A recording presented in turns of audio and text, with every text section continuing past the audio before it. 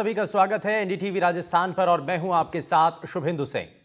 साल 2025 में अलवर के सरिस्का टाइगर रिजर्व में प्राइवेट गाड़ियों और रोडवेज बसों का संचालन बंद होगा और क्योंकि इससे पहले ही आज की जो परिस्थितियां हैं उसको लेकर के सवाल है, क्योंकि 2024 के अंदर जिस तरीके के हालात बन चुके हैं उसको लेकर के यहां पर बात की जा रही है। इतना ही नहीं, पांडुपोल के मंदिर में बनने वाले खाने पर भी रोक लगाई जाएगी। सरिस्का में बाघों के संरक्षण और उनके आवास को सुरक्षित रखने के लिए सेंट्रल एम्पावर्ड कमेटी ने सुप्रीम कोर्ट में सिफारिश वाली एक रिपोर्ट पेश की थी, जिस पर सुप्रीम कोर्ट ने मोहर लगा दी है। रिपोर्ट में सीईसी ने 31 मार्च 2025 के बाद सरिस्का में सभी तरह के निजी वाहनों को प्रतिबंधित करने की सिफारिश की थी, जिसे अब मान भी लिया गया। साथ ही रोडवेज बसें भी सरिस्का के अंदर नहीं चलेंगी। वहीं सुप्रीम कोर्ट में 22 जुलाई को पेश अपनी रिपोर्ट में सीईसी ने यह माना था कि सरिस्का टाइगर रिजर्व के 22 किलोमीटर के अंदर पांडुपोल हनुमान मंदिर में बड़ी संख्या में यहां पर श्रद्धालु दर्शन के लिए आते हैं। मंदिर तक पहुंचने के लिए निजी वाहनों का इस्तेमाल होता है। गाड़ियां आने के कारण टाइगर जो मैनेजमेंट की टीम है उस पर इसका एक विपरीत असर पड़ रहा है। इसके लिए सीईसी ने सिफारिश भी की थी कि मंदिर जाने के लिए निजी वाहनों की जगह इलेक्ट्रिक शटल बसों की सुविधा शुरू करें। इसके अलावा अन्य विकल्प जैसे elevated road, tramway tunnel, ropeway, skyway, ये बहुत सारे ऐसे रास्ते हैं जो कि तलाशे जा सकते थे। वन्य जीवों की सुरक्षा के लिए सुप्रीम कोर्ट का यह महत्वपूर्ण कदम माना जा रहा है। वहीं सुप्रीम कोर्ट ने राजस्थान सरकार को नोटिस जारी किया है और 11 सितंबर तक इस मामले पर जवाब भी मांगा है।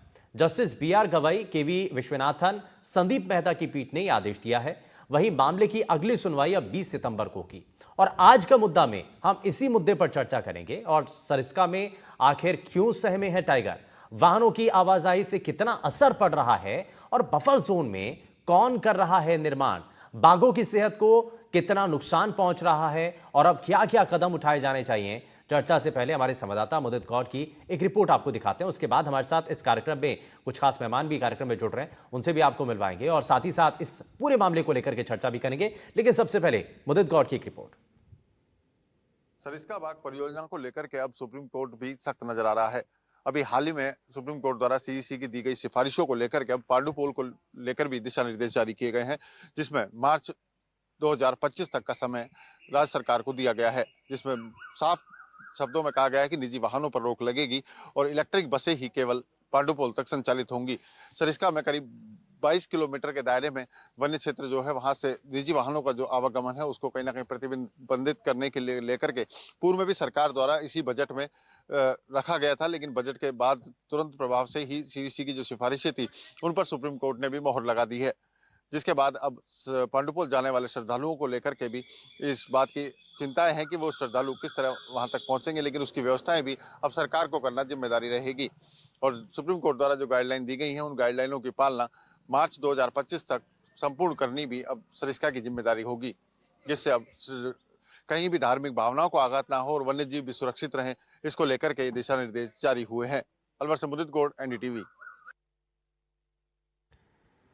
तो ये पूरे इलाके के अंदर जो जितना डेवलपमेंट हुआ या जो वहाँ पर काम हुए हैं, जिस तेज़ी के साथ वहाँ पर आवाजाही बढ़ती चली गई वाहनों की, गाड़ियों की, और उसकी वजह से जो वन्य जीव हैं वो बहुत ज़्यादा प्रभावित नजर आए हैं। और इन्हीं तमाम चीज़ों को ज़रा समझने की कोशिश करते हैं कि यहाँ पर हो रहे इस आवाजाही का असल मायने में जिम्मेदार कौन है। उस बफर जोन के अंदर ये जो काम हो रहा है, जो निर्माण भी हुआ, ये किसके कहने पर हुआ और इसमें लापरवाही किसकी है, पर्यावरणविद इस पर क्या कहते हैं। एक्सपर्ट का एक खास पैनल हमारे साथ कार्यक्रम में जुड़ चुका है। सबसे पहले आपको मिलवा देते हैं उनसे। हमारे साथ पर्यावरणविद मनु सिंह कार्यक्रम में जुड़ चुके हैं। हमारे साथ पूर्व डीएफओ सरिस्का से सुनायन शर्मा हमारे साथ हैं। वहीं सुप्रीम कोर्ट के अधिवक्ता आदित्य जैन हमारे साथ कार्यक्रम में जुड़ चुके हैं।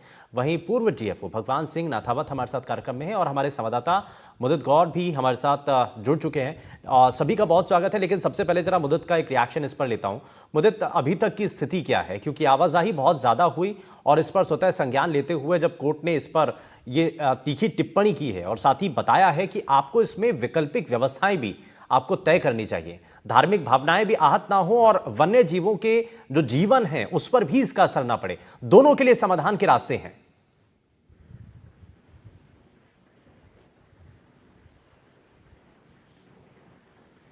को लेकर प्रयास किए जा रहे थे कि जो यहाँ पर टाइगर शिफ्ट किया गया उसके बाद से लगातार जो टाइगर का कुनबा बढ़ा, यहाँ पर जो वन्य जीवों की जो सुरक्षा थी उसको लेकर के प्रयास किए जा रहे थे।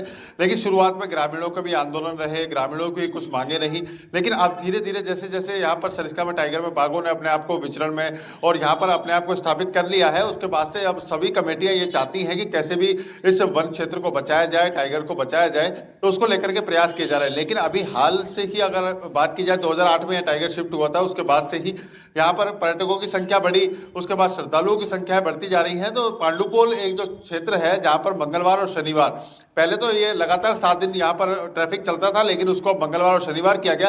लेकिन अभी जो सीईसी की सिफारिश जो हुई, उसके बाद अब ये तय किया जा रहा है कि जल्द से जल्द यहाँ पर जो ट्रैफिक है उसको रोका जाए और श्रद्धालु जो है वो केवल मंदिर तक पहुंचे, इसके लिए व्यवस्थाएं की जाए। पूर्व में यहाँ पर निजी वाहन जाते थे, उनको भी अब मेले के दौरान रोडवेज बसों से ही संचालित किया जाता अच्छा था, मुदित, एक लेकिन चीज उनको भी और अब भी फिलहाल है, एक चीज और भी है, मैं जरा एक रिएक्शन और इस पर आपसे लेना चाह रहा हूं कि ये जो पूरा मामला है ये सिर्फ मंदिर और श्रद्धालुओं से जुड़ा हुआ है या कंस्ट्रक्शन को लेकर के भी इस पर सवाल है?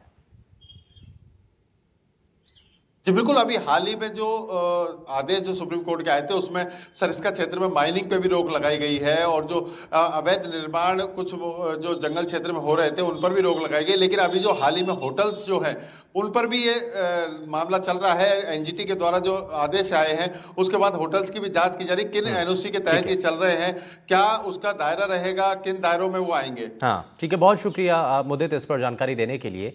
तो ये बड़ी बारीक जानकारी है और ग्राउंड जीरो से हमारे संवाददाता ने इस पर जानकारी दी है। लेकिन अब जरा हमारे साथ खास मेहमान लगातार कार्यक्रम में बने हुए हैं, जरा उनका भी रुख कर लेते हैं। मनु सिंह जी को जरा जल्दी से जोड़ लेता हूँ। मनु सिंह जी, एक चीज बताइए कि ये जो पूरा कंस्ट्रक्शन को लेकर, ना सिर्फ कंस्ट्रक्शन अवैध रूप से जो किया जा रहा है, बल्कि वहां पर जो आवाजाही बढ़ी है, वहां पर मंदिर पांडुपोल धार्मिक आस्था से जुड़ा हुआ मामला है, लेकिन आवाजाही जिस तरीके से बढ़ी उसका वैकल्पिक हमें समाधान निकालने की हमारे पास कोशिश होनी चाहिए थी। हमें जैसा कि कोर्ट की तरफ से भी बताया गया कि भाई आपको ई व्हीकल का इस्तेमाल कर लेना चाहिए, आप वहां रोपवे चला सकते थे, आप दूसरे कदम उठा सकते हैं जिससे श्रद्धालुओं की आस्था भी बनी रहेगी और जो वहां पर वन्य जीव हैं वो भी सुरक्षित रहेंगे। जी, और ये जो समस्या है ये सिर्फ सरिस्का को लेकर एंडेमिक नहीं है। हम वायनाड जैसी त्रासदी देखते हैं, अभी उत्तराखंड में क्या हो रहा है, ये सब जो देख रहे हैं, हमें अपना पूरा जो हमारी अवधारणा बन गई है ना टूरिज्म के अराउंड, उसको हमें थोड़ा, बहुत अच्छा है कि वो इकोनॉमी से जुड़ी हुई है, लेकिन उसे इकोलॉजी से भी अब बहुत अधिक हमें जोड़ना पड़ेगा, नहीं तो ये विकास ना होके विनाश हो जाएगा। और खासकर ऐसे इको सेंसिटिव जोन्स जहाँ पर लगभग 22 टाइगर हैं, स्लॉथ बेयर्स हैं, इंडियन लेपर्ड है, सिवेट है, कराकल है, जो जंगली बिल्ली है, हनी बैजर है, ऐसे इलाके में जहाँ एक एक जो विलुप्ति की कगार पर खड़े प्राणी हैं, उन सब का ना केवल उनके ऊपर शारीरिक क्या इसका दुष्परिणाम होते हैं, बल्कि मानसिक क्या दुष्परिणाम होते हैं। अभी कुछ वर्षों पहले वहाँ पर एक हनी बैजर ने जो पांडुपोल पर श्रद्धालु आए हुए थे, 20 लोगों को घायल कर दिया था। तो ये मानसिक जो होते हैं प्रभाव, ये भी बड़े खतरनाक होते हैं, क्योंकि खासकर गाड़ी की आवाज़, गाड़ी से हुआ प्रदूषण, और जो साथ साथ वहाँ पर अब मुझे उसका आंकड़ा नहीं पता है, लेकिन काफ़ी रिजॉर्ट्स हैं जो इलीगल चल रहे हैं। हाँ। मैं भी कई बार जब सरिस्का विजिट करने जाता हूँ तो वहाँ पे रिजॉर्ट वाले खुद कहते हैं कि सर वो पांडुपोल के नाम पे, अब आप देखिए हम कहते हैं श्रद्धालु, पांडुपोल के नाम पे अच्छे से आपको बाघ दिख जाएगा तो आप उस दिन की पर्ची कटवा के चले जाइएगा, तो उस दिन एंट्री फ्री होती है। तो ये जो बढ़ावा दिया जा रहा था, ये अवैज्ञानिक तरीके से और प्रकृति के विरोध में जाकर, देखिए जो कमाई और प्रकृति से हो रही है उसके विरोध में जाकर जो भी करेंगे, तो वो अवधारणा जो होगी, हमें सिर्फ इकोनॉमी को लेके नहीं, इकोलॉजी को लेके भी केंद्र में हमें इस चीज को देखना पड़ेगा। बड़ी अच्छी बात है, इकोनॉमी नहीं, हमें इकोलॉजी को भी समझने की बहुत ज़्यादा ज़रूरत है। सुनैन शर्मा जी भी हमारे साथ हैं। सर एक चीज़ बताइए कि ये हम चाहते हैं कि विकास हो, डेवलपमेंट हो, लेकिन अवैध रूप से जो कंस्ट्रक्शन चल रहे हैं वहाँ पर जो आवाजाही बढ़ी है, जैसा कि बताया भी कि पांडुपोल के नाम से वहाँ पर अवैध आप पर्ची कटवा लीजिए और वहाँ पर अच्छे से आप जो है वन्य जीवों को आप देख पाएंगे। तो ये जो सोच है, इन चीज़ों पर क्या प्रशासन को नहीं पता ये सब कुछ चल रहा है? देखिए, बहुत महत्वपूर्ण बात ये है, आपने अच्छा प्रश्न किया है। अब ये टूरिज्म का ऐसा चला है कि टूरिज्म है तो बिजनेस है, बिजनेस है तो सब लोगों को खुशहाली है, तो सरकार भी मस्त है, सब लोग मस्त है। तो टाइगर क्यों चाहिए? क्योंकि टूरिज्म चाहिए, और इसीलिए टाइगर टाइगर टाइगर की बात होती है। की है, I am certainly very unhappy with this kind of tourism. अगर इको टूरिज्म है तो प्रॉब्लम नहीं। टूरिज्म का अगर कोई एक रूप है जो कि वन्य जीवों के साथ में तालमेल बैठाता है, वनों के साथ में, वो है इको टूरिज्म। अब इको टूरिज्म तो ये नहीं हो सकता कि पंडबोल के नाम से पर्ची कटा के और आप जो है वहां ठहर जाएंगे इसलिए आपको मिल जाए, तो वो that is not eco tourism. Eco tourism का तो मतलब ये हुआ कि उसमें रोशनी कम से कम होनी चाहिए, नाच गाना नहीं होना चाहिए, लाउड स्पीकर नहीं होना चाहिए, बड़ी बड़ी बिल्डिंग्स नहीं होनी चाहिए, आपकी जो बैरिकेडिंग कर देते हैं, किले नुमा आपने बना लिए हैं बहुत से, तो उसमें जानवरों का पूरा कॉरिडोर ही खत्म कर दिया आपने। हाँ। अब वहां तो बात करते हैं अपन के इसका कॉरिडोर हो तो रणथंभौर तक हो तो आगे तक हो जैसा पहले था। अब वो तो बदकिस्मती से या आप कहिए वक्त ने ऐसा कर दिया कि बीच में टाउनशिप्स आ गई over period of some 60-70 years only. पहले तो टाइगर फ्री रोमिंग एनिमल है, कहां से कहां नहीं तक तो हमारे घूमता था। डिपार्टमेंट को क्या ये जो अवैध रूप से कंस्ट्रक्शन चलता है इसके बारे में पता नहीं चलता है? देखिए, दो चीजें हैं हाँ। इसमें।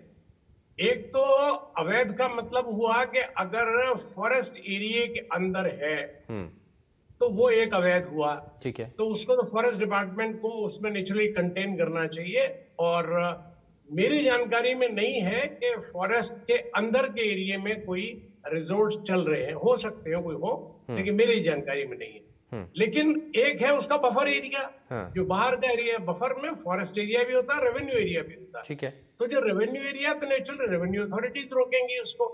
आखिरकार कोई सिस्टम, सबसे बड़ी प्रॉब्लम क्या हुई नहीं लेकिन हम अपनी कि आंखों से जो देख रहे हैं, हम देख रहे हैं। और लेट मी हाँ, जस्ट कंप्लीट, हाँ। जो इको सेंसिटिव जोन का इशू तय होना था, अगर वो समय से तय हो जाता, कभी हुआ 10 किलोमीटर होगा, कभी हुआ 2 किलोमीटर होगा, कभी 1 किलोमीटर, आधा किलोमीटर, तय ही नहीं हो पाया। अगर वो समय से तय हो जाता तो ये जितने रिजोर्ट टहला वेला साइड में बने, ये भी कोई नहीं बन पाते। और अभी जो समस्या ये बहुत बड़ी आ गई है, वो सिलीसेट के साइड में बन रहा है, जो आप शायद पॉइंट आउट कर रहे हैं। तो ये नेचुरली प्रॉब्लम हो गई, बड़ी प्रॉब्लम हो गई। इको सेंसिटिव जोन इनको बहुत टाइम से बनाना चाहिए था, मैं तो कब से कह रहा हूं, इको सेंसिटिव जोन बनाओ, डिक्लेयर करो और उसको बिल्कुल फोर्टिफाई करो। ठीक है। तो यानी कि उस जोन के जरिए तय हो जाएगा कि भाई आपका एरिया कितना है और कैसे वहां पर ज़्यादा हलचल ना हो। मैं आदित्य जैन जी को भी इसमें जोड़ लेता हूं। आदित्य जी, आप इसमें क्या दिख रहा है? कोर्ट की टिप्पणी ये बता भी रही है कि भाई आप जो सरकारें भी काम कर रही हैं, ये इस बार की सरकार नहीं, इससे पहले भी जो सरकारें काम करती रही हैं, उनको लेकर के भी है कि भाई आप पर्यावरण को लेकर के अगर आप पौधे लगाने की बात करते हैं, आप वन्य जीवों को संरक्षण करने की बात करते हैं, तो आपको इसके बारे में भी सोचना पड़ेगा। आप क्या कर रहे हैं वहाँ पर, जो इलीगल एक्टिविटी चल रही हैं, अगर नहीं भी चल रही हैं तो जो कंस्ट्रक्शन वहाँ पर हो चुके हैं, जो आवाजाही हो रही है, ये आम लोगों के साथ साथ वन्य जीवों को कैसे प्रभावित कर रही है, इसको मॉनिटर करने की बहुत ज़्यादा ज़रूरत है।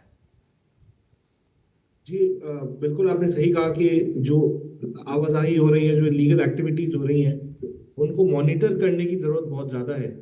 क्योंकि हम देख रहे हैं कि 1993 से सुप्रीम कोर्ट आदेश पे आदेश सरिस्का को लेकर पारित करे जा रहा है।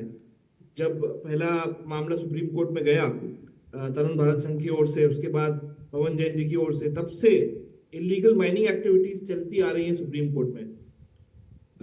हमने उसके बाद ये भी देखा कि इन एक्टिविटीज आदेश होने के बावजूद इनकी पालना पूर्ण तरीके से अथॉरिटीज नहीं कर रही हैं। 2022 में सुप्रीम कोर्ट को यह तक कहना पड़ा कि आप हमारे आदेशों की पूर्णतया पालना नहीं कर रहे हैं, आप मिस इंटरप्रेट कर रहे हैं उनको। तो उनने बोला कि ESZ 1 किलोमीटर तक के एरिया को ESZ माना जाना चाहिए, पर जहां तक जमुआ रामगढ़ की बात है, जहां तक ये रामगढ़ सेंचुरी की बात है, वहां 500 मीटर तक का ही प्रतिबंध लगाया। उसके बावजूद मई 2024 में, हाल ही में 3 महीने पहले ही, सुप्रीम कोर्ट ने कई आदेश पारित करे सरिस्का को लेकर। सारी माइनिंग एक्टिविटीज वहां पे रोक लगाई गई।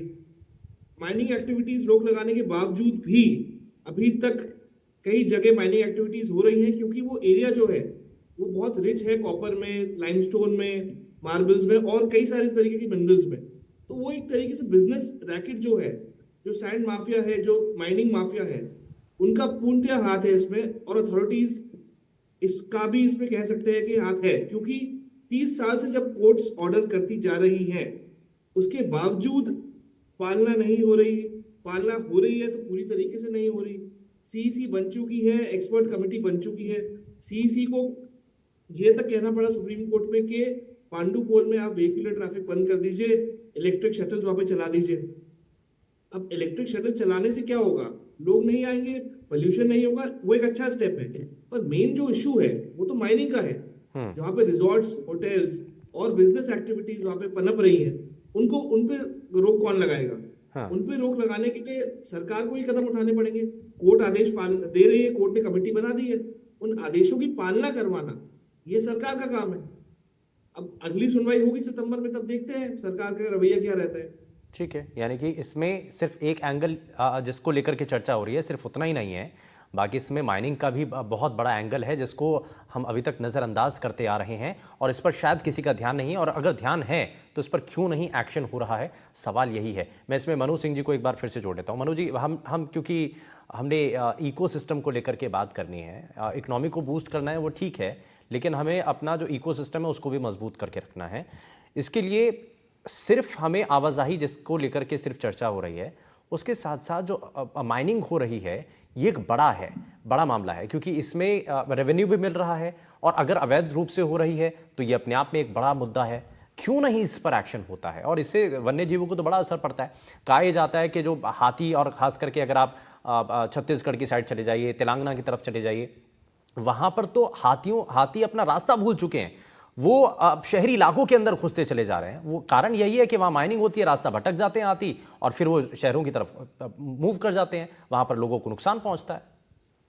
अभी वायनाड में मैं एक घटना खास तौर पे इसलिए बताना चाहता हूँ कि वायनाड में एक वनवासी माँ बच्चा एक हिल पे चला गया जब वहाँ पर त्रासदी हुई, और उन्होंने रात में देखा कि उनसे कुछ ही इंच दूर पर 2 तस्कर खड़े थे।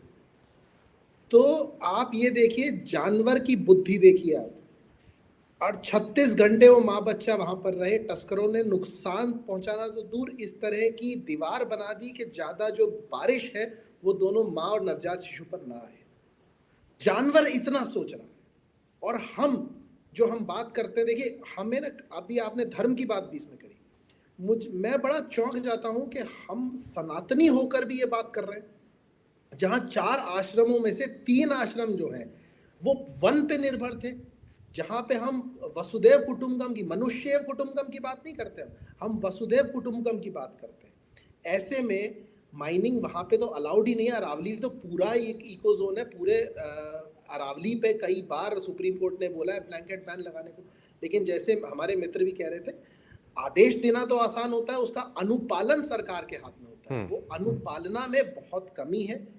साथ ही साथ हमें इस बात का ध्यान देना चाहिए कि जितने रिजॉर्ट वहाँ बनेंगे वो वाटर टेबल को नुकसान पहुंचाते हैं। आप सिलीसेड से लेके आगे तक का जितना इलाका है वहाँ पे देखिए आपके कचरा कितना पड़ा है, प्लास्टिक कितना पड़ा है, ये पशुओं के लिए कितना घातक है। प्रकाश का प्रदूषण जो होता है वो प्रीडेटर्स के लिए बहुत ही घातक होता है। साथ ही साथ ध्वनि प्रदूषण बहुत घातक होता है। हर जो प्रीडेटर होता है वो अपनी जो मार्किंग करता है उसको जो है अत्यधिक वाहन, 76,000 वाहन तो सितंबर पिछले वर्ष से लेके और जुलाई इस वर्ष तक आ चुके थे प्राइवेट। ये तो सिर्फ वो है जिनकी गणना की गई इलीगली, तो इससे कहीं बड़ा आंकड़ा है। तो ये सब चीजें जो अपना इलाका बनाते हैं उसका डिसरप्शन होता है। फिर बाघ तेंदुए आपस में लड़ते हैं स्लॉथ बेयर्स के साथ, उससे हानि होती है। तो हमें कहीं ना कहीं रुकना पड़ेगा, इकोनॉमी पे ही नहीं सोचना। और इकोनॉमिकली भी आप देखें तो आज जो पूरे विश्व में तांडव हो रहा है पर्यावरण का, वो इसीलिए हो रहा है कि हम सिर्फ इकोनॉमी को देख के सोच रहे हैं। अगर आप पूरी चीज को देखें, अवलोकन करें, तो पिछले वर्ष हमने $80 बिलियन सिर्फ त्रासदियों में खोए हैं, जिसका कारण कहीं ना कहीं सीधा इसी प्रकार के विकास की अवधारणा है। तो हमें अगर टूरिज्म करना है बहुत अच्छे से करें, लेकिन उसमें आध्यात्मिक मूल्य और वैज्ञानिक चिंतन जिसमें इकोलॉजी की बात हो उसको लेके अगर हम करें तो ही हमारे लिए ये ठीक रहेगा। अच्छा सुनैन शर्मा सर, एक चीज़ और बताइए, क्योंकि आपने तो बहुत बारीकी से देखा होगा ये सब चीज़ें, क्या क्या चुनौतियाँ आती हैं, क्या क्या परेशानियाँ होती हैं, आपको लग रहा है कि कुछ और कमियां भी हैं जो छूट रही हैं, जिनको कंसीडर करना, जिन पर बात करना बड़ा ज़रूरी है? देखिए, ऐसा कई मुद्दे अपन ने बात की है। ये माइनिंग तो मेरे समय में ही बंद हुई थी 93 में। I was very very important integral part of this decision, और उसको अच्छे से बंद भी कराया। बाद में बल्कि उसके साथ में तो बहुत अच्छी बात ये हुई कि जो इनिशियल क्वेश्चन था वो फॉरेस्ट के अंदर की माइनिंग का था, और जिस तरीके से एक नक्शा हमने बनाया था तो बाहर की भी कोर्ट ने बंद कर दी थी। वो 2 साल तक तो बंद रही, उसके बाद फिर शुरू हुई। अब जो बाहर के जो एरिया में जो बफर में just sum up about the mining, then I will speak on other topics. तो वो उसको जरूर रेगुलेट करना चाहिए, चाहे वो रेवेन्यू एरिया में है तो भी रेगुलेट करना जरूरी है, क्योंकि बड़ा इंपॉर्टेंट कॉरिडोर है। एक चीज। दूसरी चीज, जैसे आपने फरमाया अभी, ये भी बता, और भी हमारे पैनलिस्ट ने कहा कि वाहनों की समस्या बहुत बड़ी समस्या है, और पांडुपोल का जिक्र इसलिए खासतौर से होना चाहिए क्योंकि the road passes through the heart of the jungle. Sariska से काली घाटी स्लोप का इधर होके जाती है, वो हार्ट ऑफ द जंगल से जाती है। उसका विकल्प 100% सोचना चाहिए। इलेक्ट्रिक बसेस चलानी है तो उसको रेगुलेट करना पड़ेगा। ये नहीं है कि साहब शटल को चल रही है तो 24 घंटे शटल चल रही है। No, not like this. उसको भी आपको रेगुलेट, यानी कि आपको ट्रैफिक का नंबर भी आपको रेगुलेट करना पड़ेगा। पांडुपोल में पहुंचने वाले लोगों का नंबर रेगुलेट करना पड़ेगा। अनप्लेजेंट जॉब है, कोई सरकार अच्छा, करना नहीं इसमें चाहती। ऑब्जेक्शन किस बात को लेकर के है कि जंगल के अंदर से जहां पर ज़्यादा वन्य जीव रहते हैं, हम अंदर से रूट ज़मीनी स्तर पर जाते हैं, अगर हम रोपवे के जरिए अगर इसको प्लान किया जाए तो वो क्या ज़्यादा बेहतर है? I think that will be better विकल्प। That will certainly be better option। वो करना चाहिए, और मैंने इसीलिए निवेदन किया क्योंकि उसमें भी ऐसा तो नहीं होगा कि आप अनलिमिटेड नंबर लोगों को ले जाएं, क्योंकि पांडुपोल के नाम से, जैसे अभी भी बात हुई, पैनलिस्ट ने बताया कि होटल में भी ठहरना है तो पांडुपोल के नाम से ले जाओ, टिकट चले जाओ। ये ऐसे नहीं चलने वाला है। नंबर उसको रेगुलेट करना पड़ेगा आपको। पांडुपोल बहुत पुराना मंदिर है, कोई दिक्कत नहीं है। मंदिर और भी हैं, सेंचुरीज में जंगलों में बहुत हुआ करते थे, हनुमान जी के, शिव जी के मंदिर होते थे। लेकिन अब ये जो एक ये टूरिज्म बन गया, इतना जबरदस्त फ्लड है। तो आप कभी देखिए जाके सैटरडे को, ट्यूसडे को, तो इन दिनों बारिश में तो वो लाइन लगती है सरिस्का से वहां तक की, पूरा रोड ब्लॉक हो जाता है। Where the animal will go. अगर आपको तय किया है कि भाई ये टाइगर लैंड रखना है तो उसके लिए छोड़ो यार, उसको एक आध जगह तो छोड़ दो। कोई जगह नहीं छोड़ने को तैयार है, पूरी जगह इंसान को हड़प करनी है, क्योंकि उसको लगता है कि मेरे अलावा धरती और किसी की है ही नहीं। ये है। एक और जो इशू था, आपने जिक्र किया था, वो विलेजेस का है। विलेज यहाँ काफी बसे हुए हैं, करीब 28 गांव हैं, और उसमें से कुछ शिफ्ट हुए, जिसमें 11 तो कोर एरिया के गांव, और उसमें अभी बहुत से गांव आधे अधूरे खाली हुए हैं, नहीं खाली हो पाए हैं। नहीं, लेकिन सवाल ये भी है सर कि वहां बसावट हो कैसे गई? नहीं, ऐसा होता है साहब कि शुरू में जैसे एक ट्रेडिशन हुआ करता था, जो गुजर बाहुल है एरिया वो, तो उसमें गुजर लोग जो है अपने मवेशी को जंगलों में चराते हैं, शुरू से ऐसा रहा है। तो एक टेम्परेरी हट बना लिया करते थे जिसको ग्वाड़ा कहते हैं। अब वो धीरे धीरे हील बोल होती चली गई, ये पॉलिटिकल इंटरवेंशंस होते चले गए, लोकल नेतागिरी, कुछ बड़ी नेतागिरी, और उन लोगों ने अपने परमानेंट एस्टिब्लिशमेंट्स बना लिए, गांव के गांव बसते हैं।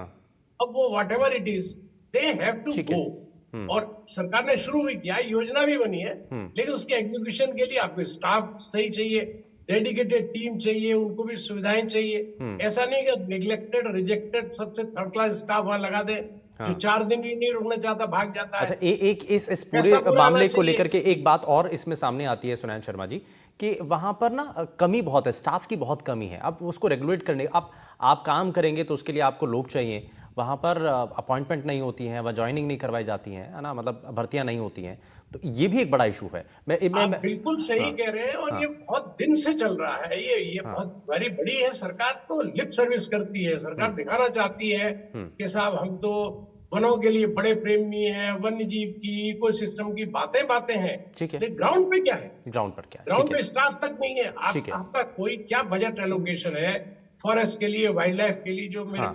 ठीक है, मैं सर, ठीक है, मैं इसमें जरा आदित्य जी को भी जरा जोड़ लेता हूँ। ठीक है सर, आदित्य जी को जोड़ लेता हूँ। आदित्य जी, एक चीज़ बताइए, अब सरकार को भी अपना जवाब देना होगा भाई, कोई तो ऑप्शन होना चाहिए। अब जैसे अब क्या विचार चल सकता है, मतलब या तो कुछ हम सोच रहे हैं भाई ज़मीन के ज़रिए अगर हम कुछ बना रहे हैं तो इलेक्ट्रिक शटल चला सकते हैं, या रोपवे हमारे पास अगर ऑप्शन है तो उसमें हम सलाह लेकर के इसके बारे में विचार कर सकते हैं। क्या हो सकता है इसमें? सरकार का जो कल रुख था सुनवाई के दौरान, वो ये था कि हम इस बात से सहमत है कि इलेक्ट्रिक व्हीकल्स वहाँ चलाई जा सकती है, पर वो अपना डिटेल जवाब अगली सुनवाई में देंगे। अब इस चीज के दो पहलू हैं। सबसे पहले तो ट्रैफिक को कैसे कम करा जाए, क्योंकि सबसे बड़ी प्रॉब्लम है जो लोग वहाँ पे आ रहे हैं वो उन पे बढ़ोतरी हो रही है। अब वो लोग बढ़ते जा रहे हैं और वो है रिजर्व फॉरेस्ट में से, जैसे कि सुनैन जी ने बताया, वो एरिया जाता है, तो वहां पे उस पे कम रोक कैसी लगाई जाए, बिकॉज फॉरेस्ट है, वहां पे एक टेम्पल है, वहां पे आवाजाही बढ़ेगी, व्हीकल्स भी बढ़ेंगी, इलेक्ट्रिक व्हीकल्स भी बढ़ेंगी, ठीक तब है। भी वहां पे डिस्टर्बेंस हो सकते हैं। अच्छा, तो दो तीन उसके चीज़ों पर लिए हमें काम करने की ज़रूरत है। एक तो ट्रांसपोर्टेशन की जो व्यवस्था है उसको बेहतर करने की ज़रूरत है, इलेक्ट्रिक शटल चलाने की ज़रूरत है। दूसरा, वहाँ पर जो माइनिंग का मामला है उसको भी हमें कंसीडर करने की ज़रूरत है। और तीसरा, वहाँ पर जो अवैध रूप से जो वहाँ पर हट बनी हुई हैं, जो घर बने हुए हैं, उसको लेकर के भी एक्शन लेने की ज़रूरत है। बहुत शुक्रिया, समय थोड़ा सा कम है, बहुत शुक्रिया सभी खास मेहमानों का कार्यक्रम में शामिल होने के लिए, अपना कीमती समय देने के लिए। यहाँ रुकने एक छोटे से ब्रेक के लिए कहीं मत जाइएगा, बने रहिए एनडीटीवी राजस्थान के साथ। नमस्कार।